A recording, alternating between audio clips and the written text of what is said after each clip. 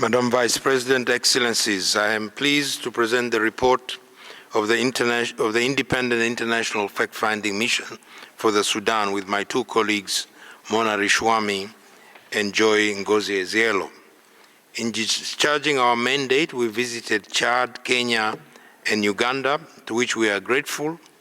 We also held extensive consultation with Sudanese and international human rights defenders, experts, diplomats, and conducted interviews with victims and eyewitnesses. We are grateful to all those who have engaged with us. We sought to visit Sudan and engage with the government, reaching out 4 times. Regrettably, no response was received, but we remain open to such engagement. I now share our main findings. Our report established that both the Sudanese Armed Forces, SAF, and the Rapid Response Forces, RSF, and their respective militias have committed large-scale human rights and international humanitarian law violations, some of which may amount to war crimes and crimes against humanity. Both have attacked civilians and civilian objects, including through airstrikes and heavy artillery shelling in densely populated areas, notably in Khartoum and Darfur. The conflict now affects 14 of the 18 Sudanese states, resulting in thousands of deaths, injuries, extensive displacement and destruction of residential homes, hospitals, schools, and other critical infrastructure amounting to war crimes. Both are responsible for violating children's rights, including through killing and maiming. Both engaged in a pattern of arbitrary arrest and detention, as well as torture and ill-treatment in areas under their control, also amounting to war crimes.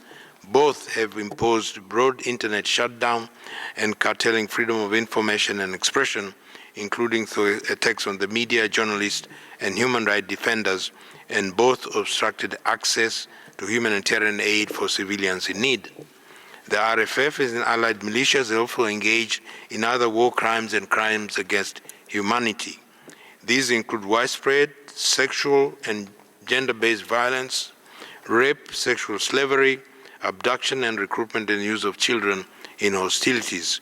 They've also systematically engaged in pillage and looting. And they continue large-scale attacks based on ethnicity, especially against the Masalit community in El Janina, including killings, torture, rape, and persecution. I now revert to our main recommendations. First, since the current conflict erupted in April last year, thousands of civilians were killed and injured, nearly 8 million internally displaced, 2.1 million refugees, 25.6 million facing acute hunger. A sustainable ceasefire that will enable the effective delivery of much-needed humanitarian assistance is acutely needed. We applaud the various efforts aimed at bringing the parties to negotiation and urge the negotiators to consider our findings and recommendations. Second, the deployment of an independent and impartial force with a mandate to protect civilians is needed. Thirdly, all states and entities must comply with the existing arms embargo imposed in Darfur, pursuant to Security Council Resolution 1556. This embargo must now cover the whole of Sudan. Fourthly, the jurisdiction of the International Criminal Court should be extended to cover all Sudan. Given the focus of the ICC on those most responsible, a separate international judicial mechanism working in complementary with the ICC is also needed. Fifthly, a dedicated entity in the form of a Victim Support and Reparations Office should be established immediately. Thank you very much, Madam Vice President.